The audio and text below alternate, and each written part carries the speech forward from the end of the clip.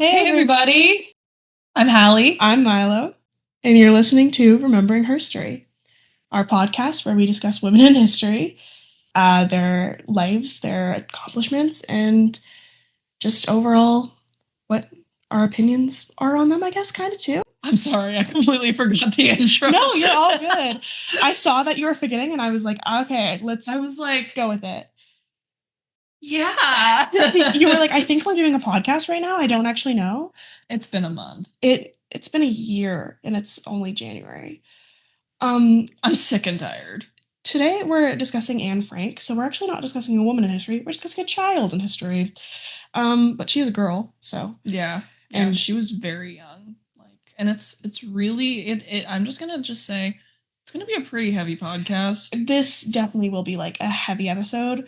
I will have put in a trigger warning for like everything we discussed. Probably insert that here, Milo, who's editing. Thank you. Editing Milo here. So today's podcast does mention a lot about the Holocaust, all the anti-Semitism, the genocide, Hitler, all of that heavy stuff, topics of death and illness and torture. And if that is not your vibe today, totally get that. Please feel free to skip this episode. If you want to drop it a like still, we'd love that. But then again, you don't have to. Thanks. I didn't realize just how young she really was until Hallie lent me her Anne Frank book to read. Yeah. I didn't finish it because it's been a crazy month, but I will finish it. I just haven't yet. That's okay. Is that okay? Yeah, that's fine. Yeah. That book is from Germany. It's either from Germany or it's from Amsterdam, where she was where they moved. Because it was brought back to me by one of my family friends. But they went to Europe and they brought me back a bunch of shit. I got some euros. I have them pinned to my wall. Wait. And they brought me back that book and some pillowcases that are hand sewn. Oh my God, it's lovely.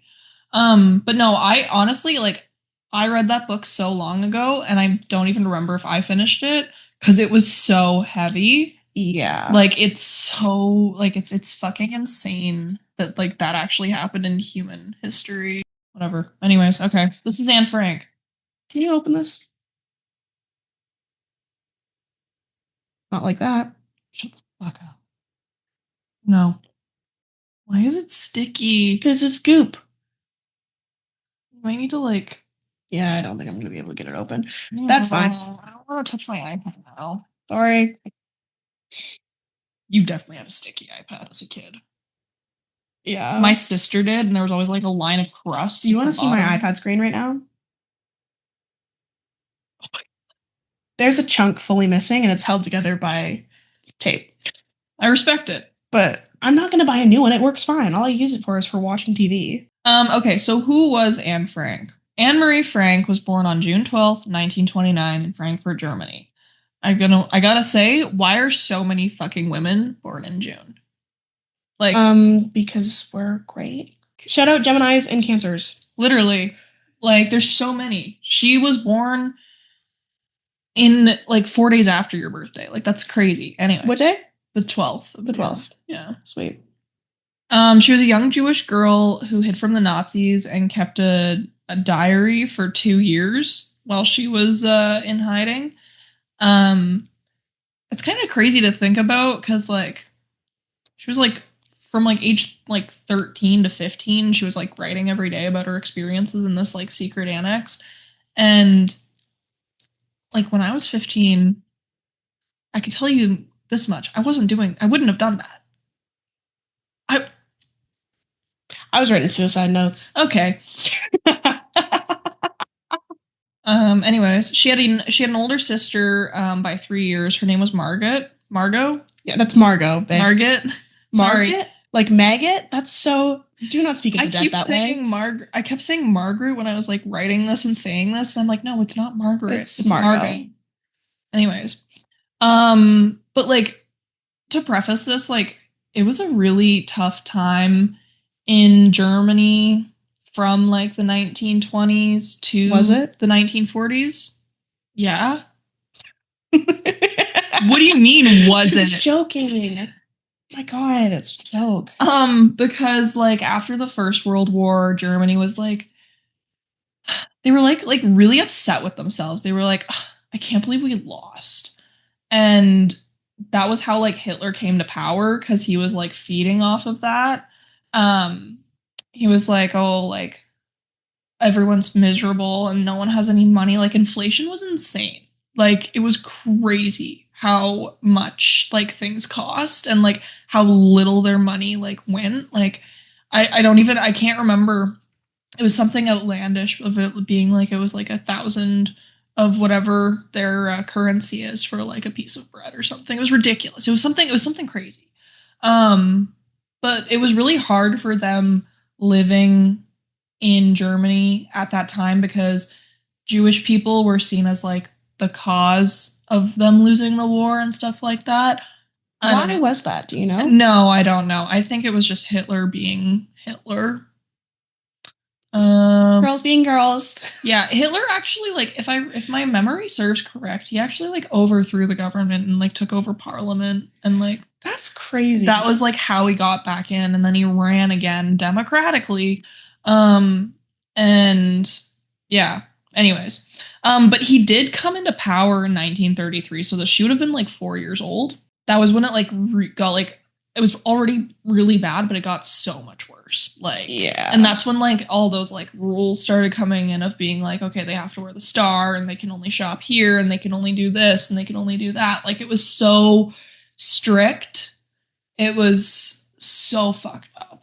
Anyways, her like childhood, she seemed to have been like really into academia. She was big on reading. She was big on writing, obviously. She was big on learning languages from what I've read. So yeah. Like she was like really into learning French. Yeah, she was really big. Like she was someone who she's really big. Leave her alone. I couldn't finish my sentence.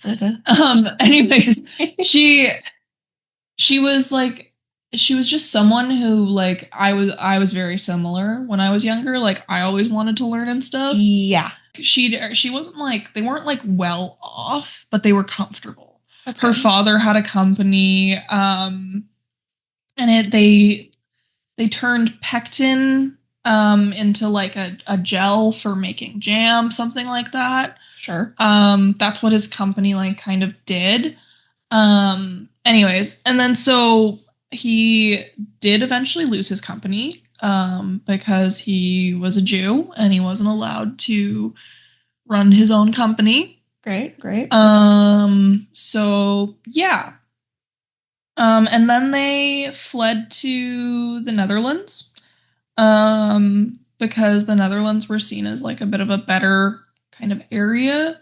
And then guess what? Hitler took over the Netherlands in 19. What do my notes say? Should have seen that coming. 1940, he took over the Netherlands. Yeah. Because Germany was getting really bad, and so they were like, okay, like we need to get the hell out of Dodge. Like we need to leave. And so they left, and he tried to like start his company there again and like try and like become comfortable again. But yeah, then Hitler came in and it just fell apart. That bitch. Anyways. Literally, I mean that literally. That sounded like I was joking. He is a bitch. Yeah. I do also want to say that when they lived in Germany, they like it was really like I can't stress enough how bad it was. Like there was like crazily high unemployment.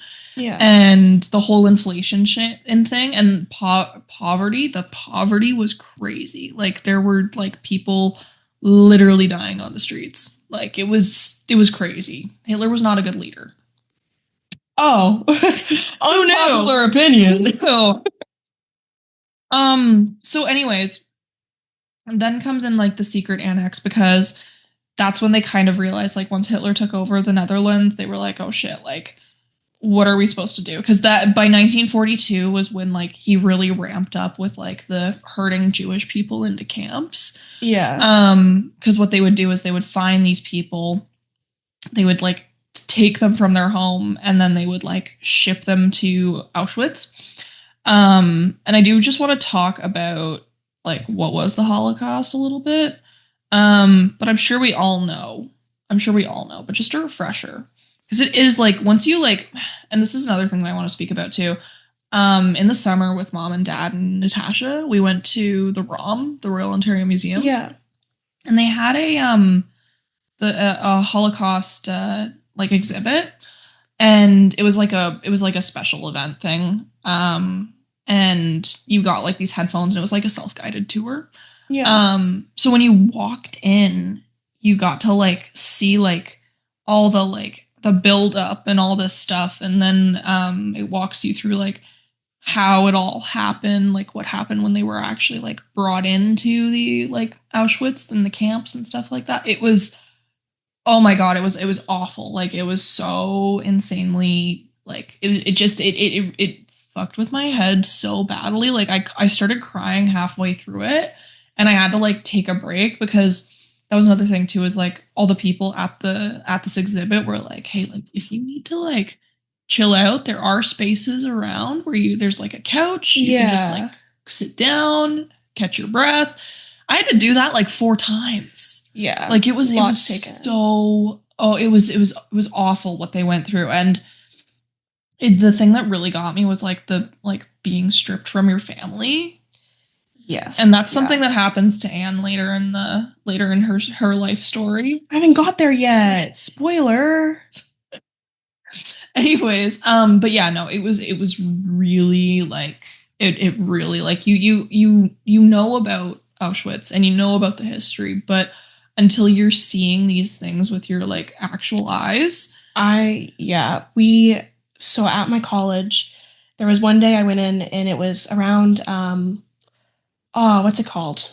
I can't remember, but it's like it starts with an R. It's for Reconciliation Day. It was around that day, Truth and Reconciliation Day, and they had put up the like they had a display of shoes of children, like children's shoes. Oh yeah. And each pair of shoes represented a child that like in our area or something that died, like just in our area.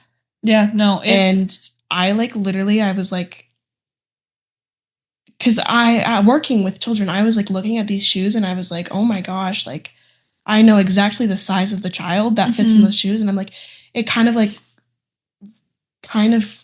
actualized. I'm like, these were like real like little kids that like they were so small, and I cannot imagine, like it's horrifying to think that you can look at a child that small and see them as a villain. Oh no, exactly. Like you have to be insane. And that's what these people were doing, and like that's what Hitler saw. But that like there was like one thing that like really messed me up was they had like the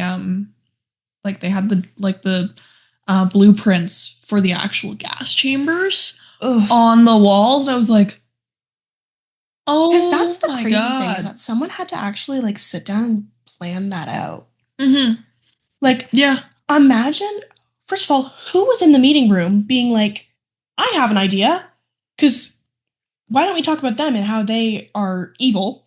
Because like, was that Hitler, or was that one of his? I have no idea. Probably one of his like cronies or whatever. Probably. It was just like, it's so inhumane and such a terrible fucking like thing.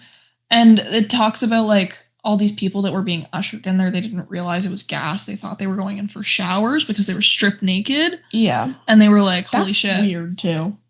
Yeah. But like that, in the last moment, you stripped them of their dignity too. That's yeah. Yeah.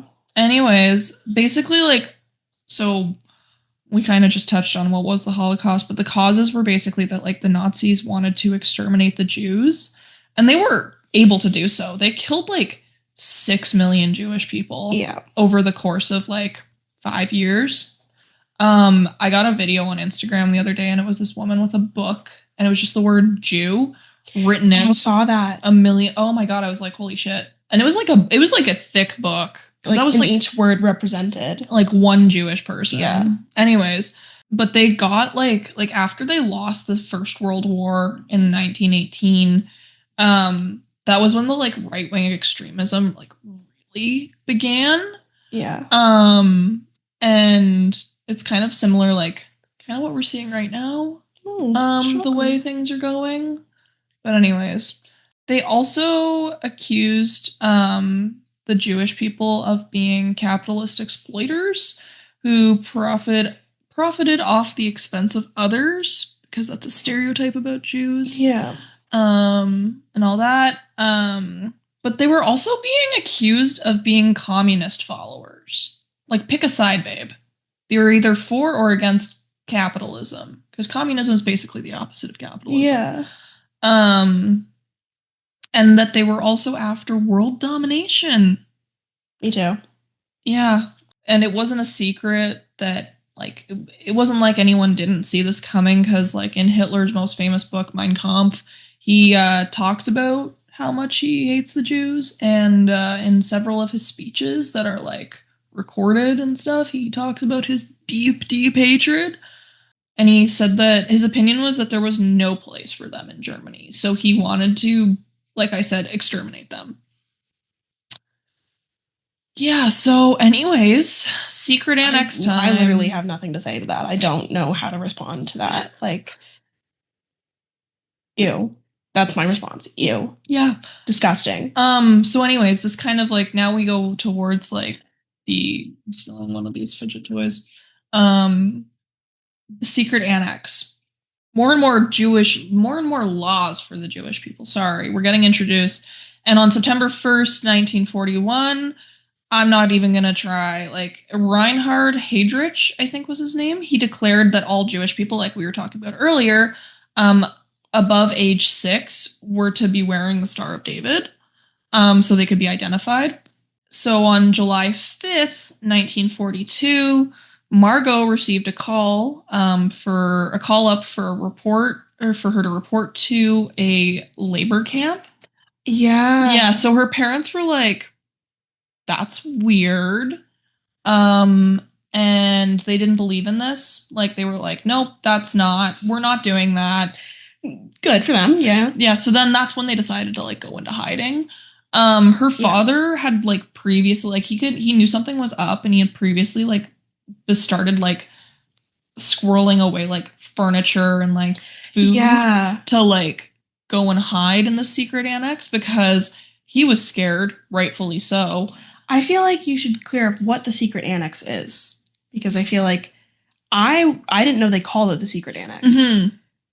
So maybe take a minute. If I remember correctly, I might need your guidance on this, because it's been a long time since I read the book and it doesn't really talk about what exactly it was. But wasn't it like a part of the house? Yes. Was it? So there was most houses at that time were split into two like, kind of living spaces. Yes. And I don't know if they still are, but I just know at the time it was like that. And they managed to split off the top section and hide the door accessing that, but behind a bookshelf. Mm-hmm. And that is where Anne and her family and another family and another man lived. Yeah, I always thought of it, like, as an attic. There was access to an attic, but it was not as much like an attic as it is portrayed. Mm-hmm. I feel like it's just a secondary living space. Like, think of it like, oh, I've got my parents living upstairs, and I live down there. Was like a you can look up and find, like, not maps, I guess, but blueprints kind of thing to describe. And I know that the bottom space, like the lower part of the house, there was some sort of business going on there too. Yeah, it was very much hidden in plain sight, to say the least. Yes, yeah. But anyways, sorry, I just thought we'd that's a good idea. You refer to the secret annex, that's what they call it, but I feel like a lot of people don't know that it's called the secret annex. Yeah, no, I didn't actually realize. But anyway, so they decided basically to go into hiding the day after Margot got that call up, which, like, good on them. So on her 13th birthday, this is, like, right before, so July 5th, 1942. So it would have been on June 12th, her birthday of that year, 1942, that she would have gotten her diary. Yes. Right before. So, and this was, like, literally almost a bit less than a month before they go into hiding. Like, just to, like, put the timeline into perspective here. So she basically starts like writing like short stories in this diary, and her thoughts and feelings. She started a novel and copied like several passages from some of her favorite books into her diary, if I remember correctly. Um, and in one of her first entries, she lists many of the restrictions placed on the Jews. Um, and I'll read that later because I do have an excerpt from it that I really liked. Um, so she also like examines personality traits of her family members and the relationships that they have. Oh yeah. One thing that she does talk about too is like her parents' marriage, and I'll get into this later, but originally those pages were taken out and they Really? like lost. Yeah, I'll explain it more later. Oh. Um, she aspired to basically one day become a journalist. Um, and she kept like she was always hopeful. Like she always tried to put her best foot forward given the circumstances they were under. So anyways, on March 28th, 1944. So this is like 2 years after almost after they went into hiding, the Dutch Minister of Education got put on the like I think it was like Radio Orange is what they called it if I can't remember. But he's in exile and he's taken by the British troops. And he comes on the radio waves and he's basically like, guys, like, you need to document things. You need to write this stuff down. Like, we need war stories. We need to try and unite. It was like this, like, I don't know if it was like a secret underground radio, but it was like something that like you could tune into and listen. Like, it was one of the like only sources of hope they had. Yeah. Which is so disturbing and like just made me so distraught to read because I was like, holy shit, like sometimes I can't remember. Like sometimes I like it boggles my mind that this actually fucking happened. No, yeah, it is crazy, and I feel like it's also hard to grasp because like I when she's writing about it, I feel like because I'm reading a book, there are times that I forget that I'm like, this is a true story, and then like I'll randomly remember and I'll be like, oh, Yeah, no. ew. And the Dutch minister also wanted this to be used as like evidence for the war crimes that had been committed by the Germans. Like as like evidence later on once the wars ended. Was it? Yeah, I'm pretty sure it was. Yeah. But anyway, so Anne heard this broadcast and she was inspired to revisit her diary with the intention of publishing it one day after the war. And she was planning to title it Het. Shirt. I'm not even going to try. Basically, just say the English. The secret annex. Yeah. I have the German words written down. I'm not going to say them. You can't speak German. We both know that. She continued writing until her last entry on the 1st of August of 1944. But here was the one of the entries that I had pulled down from the internet. This was April 5th, 1944. So this is a few months before they got captured. I finally realized that I must do my schoolwork to keep from being ignorant, to get on in life, to become a journalist, because that's what I want. I know I can write, but it remains to be seen whether I really have talent. And if I don't have the talent to write books or newspaper articles, I can always write for myself. But I want to achieve more than that. I can't imagine living like Mother, Mrs. Van Dan, and all the women who go about their work and then are forgotten. I need to have something besides a husband and children to devote myself to. I want to be useful or bring enjoyment to all people, even those I've never met. I want to go on living even after my death, and that's why I'm so grateful for God for having given me this gift, which I can use to develop myself and to express all that's inside me. When I write, I can shake off my cares, my sorrow disappears, my spirits are revived. But, and that's a big question, will I ever be able to write something great? Will I ever become a journalist or a writer? Oh. That made me like bawl my eyes out when I first read that because it's like holy shit. Like it did happen. Like she still continues to live after death. I'm a firm believer in the whole thing being like you don't die until you're thought about for the last time. Mm-hmm. And Anne will never be forgotten. No. Like unless something unforeseeable happens, I'm not going to put that energy out into the world. I'm not going to say it, but another world war basically, knock on wood. Yeah. But like that made me so emotional to kind of read. Yeah. And side note, what I found was really weird was all of her entries from her diary are on the Genius Lyrics website. What? Yeah. Like, if not all, some of them are, because that's where I got this. That's crazy. Yeah. I was like, what the fuck? Why is this on Genius Lyrics? And then, like, you know how, like, on Is there a remix or something? No, but you know on Genius how people can like comment things and be like, oh, this is what they were alluding to. People were fucking doing that with this. I mean, they were like, oh, this is what this meant. I'm like, yeah, no shit, she said it. Yeah. She wants to be a journalist. Wow. Anyways, that really pissed me off. So then on August 4th, 1944, before she could rewrite her entire diary, their hiding place was discovered. And I forgot to mention too that they did have another family come in and join them. Like, I forget if it was like halfway. If you did you get to that part? They've gotten it's the Van Dans, and Yeah. then there's a man that joined them. Yeah, so that was those. I forget when they came to join, but they also got arrested too. And the other people, they also arrested 2 helpers. In the process, like people that were helping them, they weren't Jewish. Yeah. And we still to this day do not know the reason for the police raid.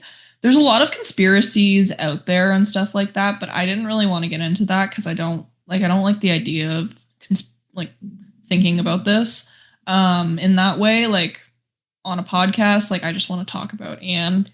Yeah, because like it's easy to get caught up, excuse me, and like in all of that stuff. So I just didn't really go there. Yeah, no, that's fair. But there's hundreds of conspiracies. Like there's hundreds. I'm sure.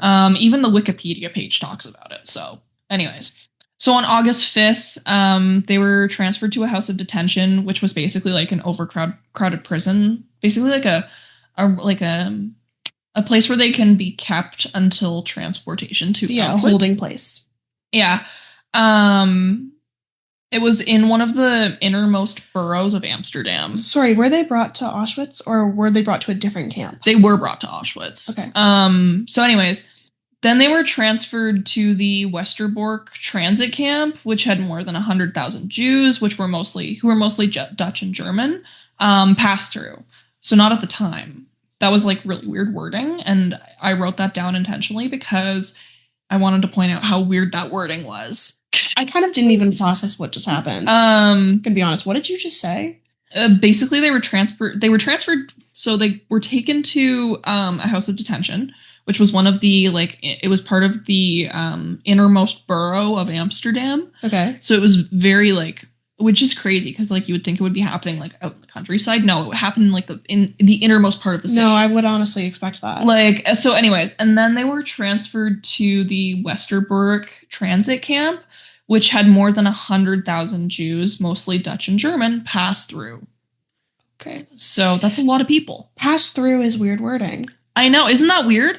That's okay, I sent Hallie this thing because I got a TikTok that came up that was like, oh, a teacher, what was it? I don't even know. It was like, oh, a teacher was caught messaging a student hours before they had a super sexy long sex marathon. And I was like, this is the weirdest wording on a news report about a child being raped. Yeah, no, that I when I got that I was like, what? Mm-hmm. Why did Milo send me that? Yeah, it wouldn't send the part of me explaining why I sent it because it thought I was harassing. Yeah. Anyways, so on September 3rd, a month after they were found, 1944, they were deported on what would be the last transport from Westerbork to Auschwitz, and they arrived after a 3-day journey. I just want to paint a picture for you. Think of cattle in a train cart. Yeah. That's what they basically were. They had a singular bucket to go to the washroom, and they were shoulder to shoulder with hundreds of people in Yeah. these carts. One movie I think you should watch, and it's so gut wrenching, is The Pianist. Pianist? The penis. Pianist, whatever. And it follows the life of a Jewish man in Germany. It's so I've seen part of it at your house. Oh my god. It was the one scene where he's walking through the city and it's just empty and destroyed, and I'm like, "Oh my god." There was a second one, I'm pretty sure, that comes after it. The penis, part 2. Sorry. Anyways. I know this is a serious topic, but the fact that, like, pianist, that's the word you came up with to describe someone who plays the piano? Yeah. Pianist? Yeah. Anyways, so upon arrival to Auschwitz, her father was split from her mother and her sister, and he was sent to the male-only concentration camp. But Anne didn't know this. Like, they basically didn't know if they were going to be sent to a labor camp or if they were going to be gassed and killed. So then those who were deemed unable to work, like I said, were split from the camp and were immediately killed. Of the 1,019 passengers that were in that group with Anne and her mother and her family, 549, including children, all under the age of 15, were sent to the gas chambers and killed. What percent would that be? Do you remember? One sec. 46% of those people were sent to work. The other 54 killed. Over 50%. Yeah. That's crazy. That's fucking insane. Yeah. So that happened. And she never learned that the entire group from the annex, like the Van Dans, she never learned that they all made it through, that they weren't killed, because they had no contact with the outside world. Were they eventually killed? No. What? Well, no. The Van Dans lived? Yeah. Her mother dies. Her sister dies. From what? Her mother dies of disease. Her sister dies from shock. That's fair. Anyways, she never learned that. So upon arrival, she was stripped, hosed down to be disinfected, and they shaved her hair and tattooed a number on her for identification. She was forced to dig and haul sod in the day, and then they were stuffed into overcrowded barracks at night. She became very sick with scabies and was sent to a rat-infected... Sorry, did you say scabies? Yep. Do you mean scabies? Yep. Okay, cool. Scabies is what I always called it. Okay, I just needed to clarify that. Scabies. Sorry, it's very serious right now, and you just said scabies. Crazy. Anyways, she was then sent to a rat-infested infirmary with her sister. Her mom stopped eating, but before she was sent to the infirmary, it is said that because of her confidence and just how she was as a person, she was able to get more rations of food for her mother and her sister, because she wasn't going down without a fight, and I respect her for that. But then once they got into the infirmary, that basically stopped. But then her mom stopped eating, and she saved every single piece of food that she got, and she had dug a hole or picked a hole through one of the walls of the infirmary and would pass food through it to Anne and her sister, because her sister was also really sick. Because she wanted, she was like, oh, if anyone's gonna make it out of this, it's gonna be them. So yeah. And then on October 28th, her sister and her were selected to go to the Bergen-Belsen concentration camp. I'm pretty sure, if I remember correctly. 8,000 women were picked to go, including them. This was when her mom was actually left behind, and her mom then died of disease. She was insanely emaciated. She was it was it's the most inhumane thing that has ever happened in human history. And it like absolutely makes my gut twist and clench. I can't think about it. But when they got to Bergen-Belsen, she was reunited with some friends from school, and they were all surprised at how terrible she looked. Nothing else was recorded, just commenting on her appearance. She was sickly, she was emaciated, she had no hair, she was shaking and delirious. Like, that's all they commented about. Well, I mean, what else are they supposed to talk about? The weather? Yeah, I don't know, but I was like, wow, okay. But Anne, like, no matter what, this is the only thing aside from that they said that was that she was always still hopeful that she was going to make it out and that she was going to be able to write about it one day. And but after like that after she was split from her mother, she was under the assumption that both of her parents were dead, and that she didn't want to live any longer without them. And that really struck me because I was like, holy crap, like, I don't know what I would do without my parents. Yeah. Like, that's crazy. Like, this is like she was a child when this all happened. Anyways, she then died in February or March of 1945. We don't know the exact date. It was at the Bergen-Belsen camp, because they had an insane outbreak of typhus, I think. One of the nurses was actually quoted by saying this. People were dying like flies. They would get numbers and they would be like, oh my God, like 500 people are dead. Or they would get another number coming in, like reports were coming in on the daily. And they would be like, oh my God, thank God it was only 300. Or thank God it was only 200. But they would be like, holy crap. Like the amount that people were dying was crazy. Like, we haven't seen humankind face something like that ever. And that's crazy. Anyway, so she dies basically.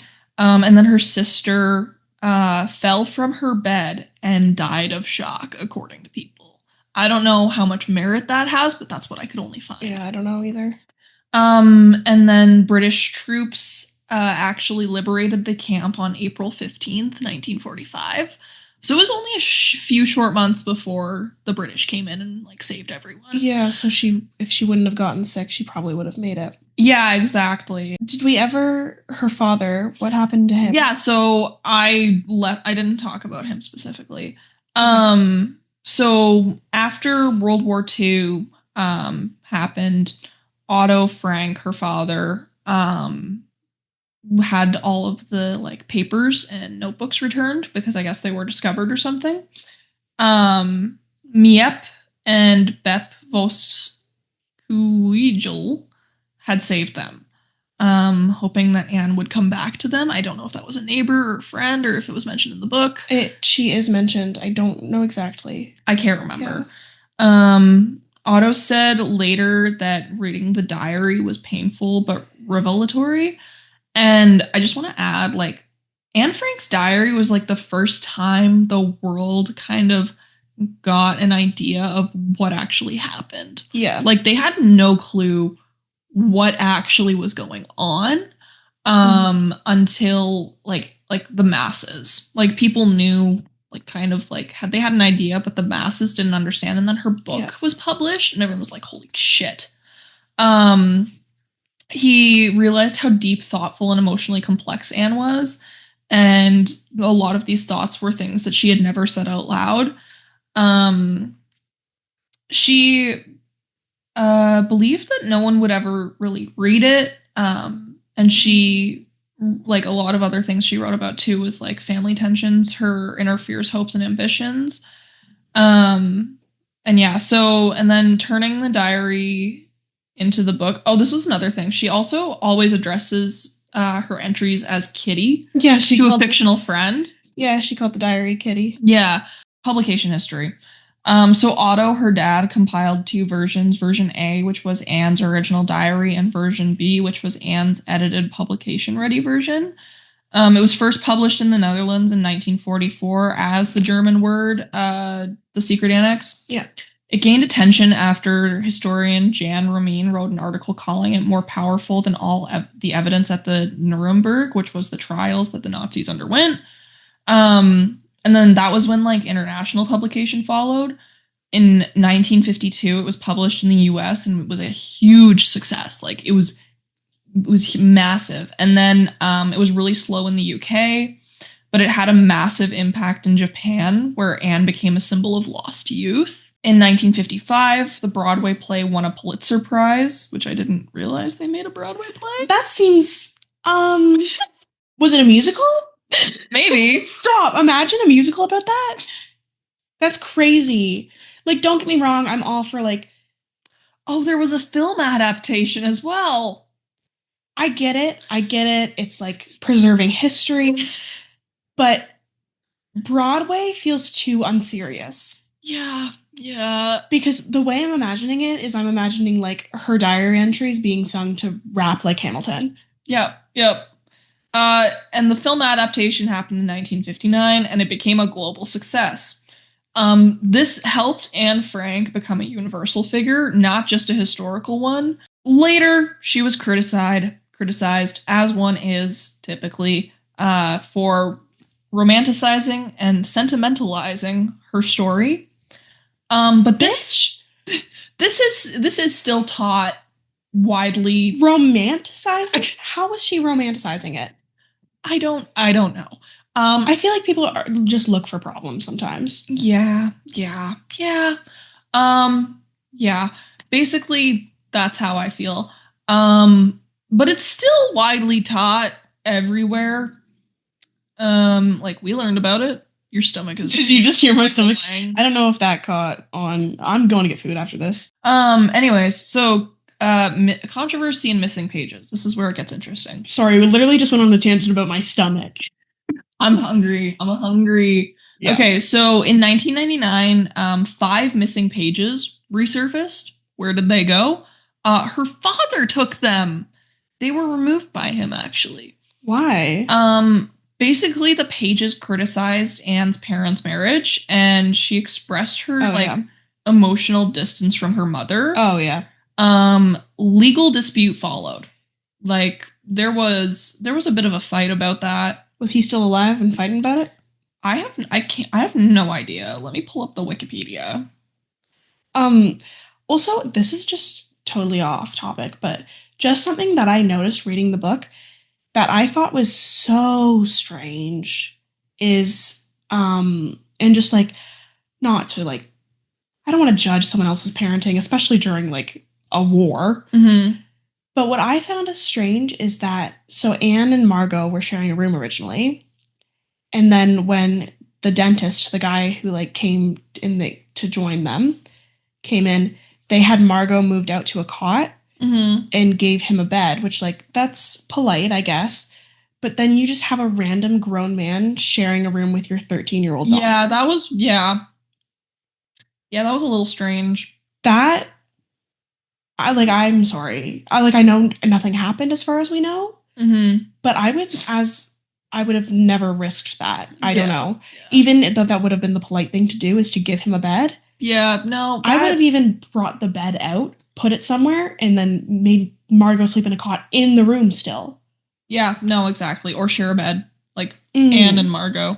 Anyways, one thing that I forgot to mention, but I did want to mention, was that in 1991, 2 Holocaust deniers produced a booklet titled "The Diary of Anne Frank: A Critical Approach."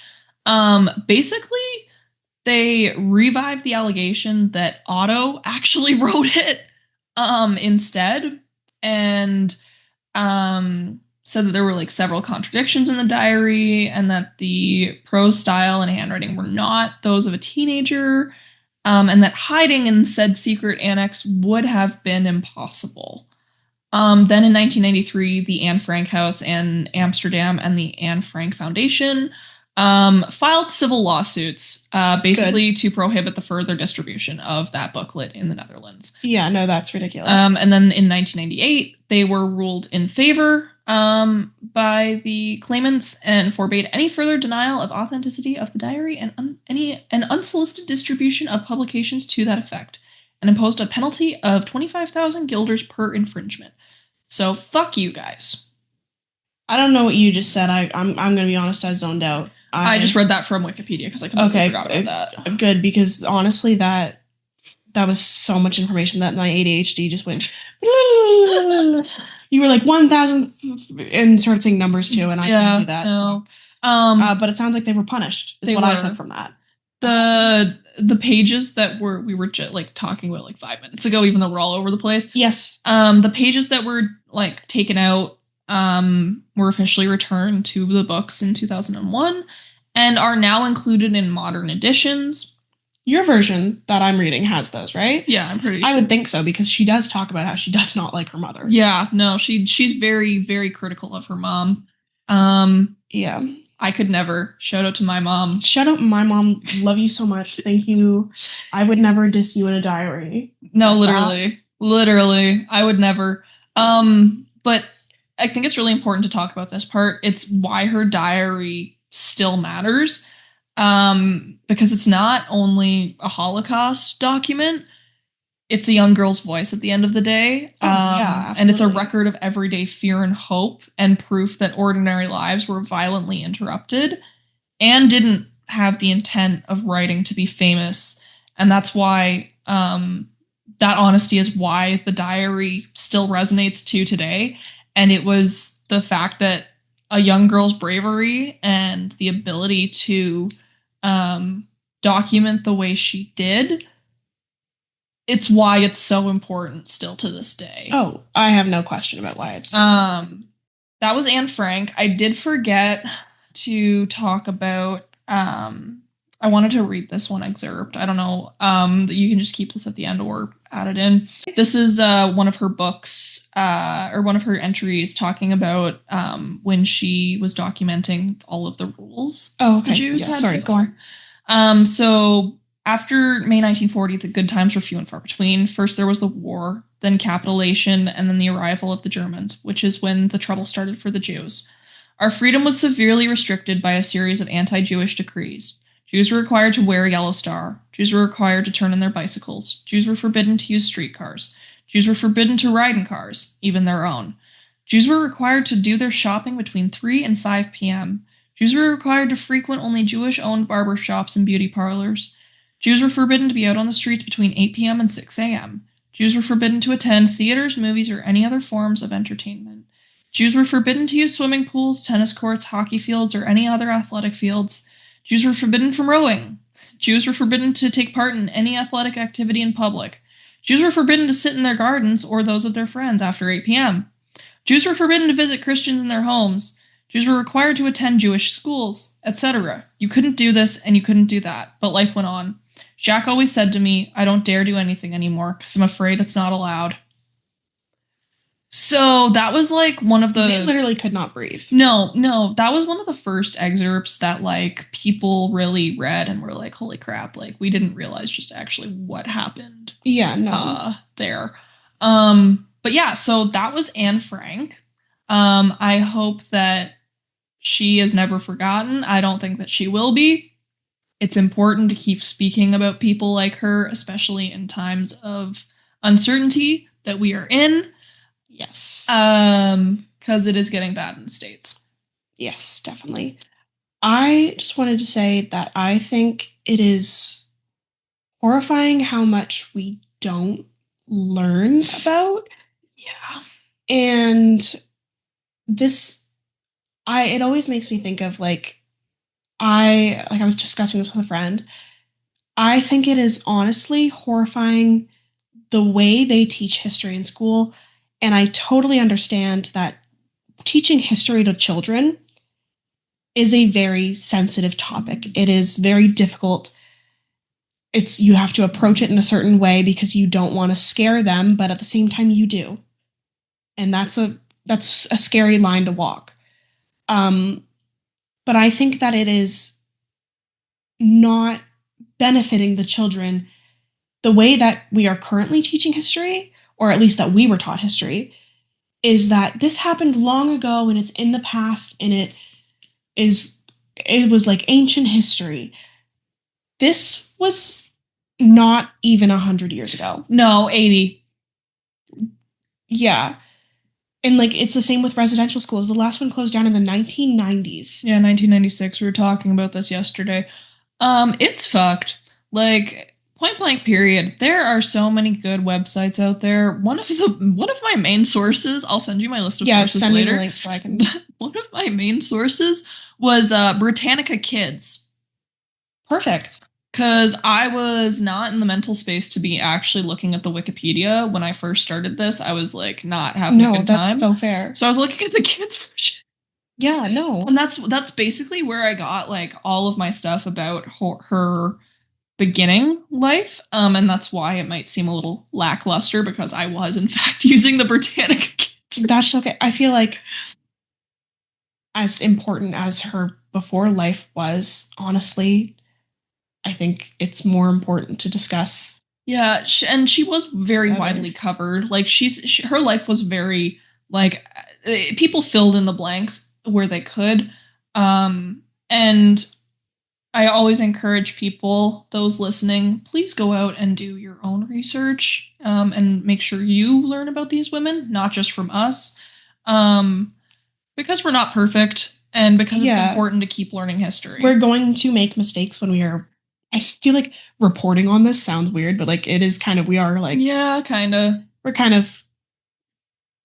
I don't know what the right word for that would be. Yeah. But I think there are so many good resources out there. I would honestly recommend. I'm not done the book yet, but I would recommend that anyone. Yeah, everyone needs to read the book. I think that is like it is a book that is. It should be mandatory in history classes. Oh no, absolutely. It's been a long time since I read that book. I was like, I think I got that book when I was like 13 actually. Similar to when she got her diary. But I think I got that book when I was like 13 or something, and I remember like I couldn't really grasp the concept of it because it's so heavy. And yeah. Do you want to know something horrifying that I didn't actually recognize until recently because I've kind of done my own like I don't know how to explain it, but like not research, I guess, but like I have been taking time on my own to learn about the Holocaust because we were in high school during COVID. My history class was online and I did not have a good history teacher, but I was not taught anything about the Holocaust. I had a good history teacher. Shout out to Mr. Guy, because he always referred to trains as sexy beasts. Shout out to Mr. or maybe his name was Mr. Scott. His first name was Guy. His first name was Guy Scott. All right. Isn't that crazy? Yeah, but no, I was never taught anything about the Holocaust. So everything I've learned is like, I've just had to figure it out on my own. My saving grace, shout out Vanessa, was Vanessa because Vanessa. Why do we bring up Vanessa in every single episode? I don't know, but Vanessa was so into World War I and World War II at the time. Like, I remember having her write all of my assignments. Not all of them, but a lot of them. I had Vanessa do. Well, I just like, I couldn't be bothered. It was like, I was like, I fucking hate my life. We're in COVID. I can't see anyone. I'm like, fuck this shit. And I had Vanessa do it because Vanessa was like, yeah, I'll do it. That's crazy. But no, my history teacher, Mr. Scott, shout out to you. You're sexy beast of a train. It was so weird. His sister is actually a politician. Oh. Yeah. She a good politician? There's no good politician. No. I don't even ask that. No, she lives in Kinmount, I'm pretty sure. She has donkeys. My mom knows her. You know the most random information about people? Like, you know when most people will be like, oh, do you know Sarah? You know, like, she's related to this person. Or like, she's a teacher. And you'd be like, do you know Sarah? She has donkeys and 3 kids. And one of them is middle name is Terrence. Like, most random information ever. Yeah. Like, do you know Sarah? One time she coughed up blood. Yeah. Like, I would love one day for you to just tell me a normal fact about someone. I have none because I don't remember them. What I remember is the oddities. What scares me is I don't know how you describe me to people. I just say Milo, my best friend since diapers. Okay, that's better then. Oh, I was talking to my therapist the other day about you. Oh God. And she was like, well, I went to go and see a new one. Because I just want to try her out. That was the therapist I made cry. That's crazy. Yeah, that was the therapist I made cry. So life achievement. All right. Well, I think I found a light note to end that off on, which I think is surprising. Good. Do you have anything else you need to add? No. I think I've said. Please take care of yourselves after listening to this. There were a couple times where my eyes welled up. But you cannot, if this is, there was a few times where I was looking at you and I was like, I have no tissues. I saw your empty Kleenex box and I was like, are you kidding me? It was somewhere. Oh, it's over there. Yeah.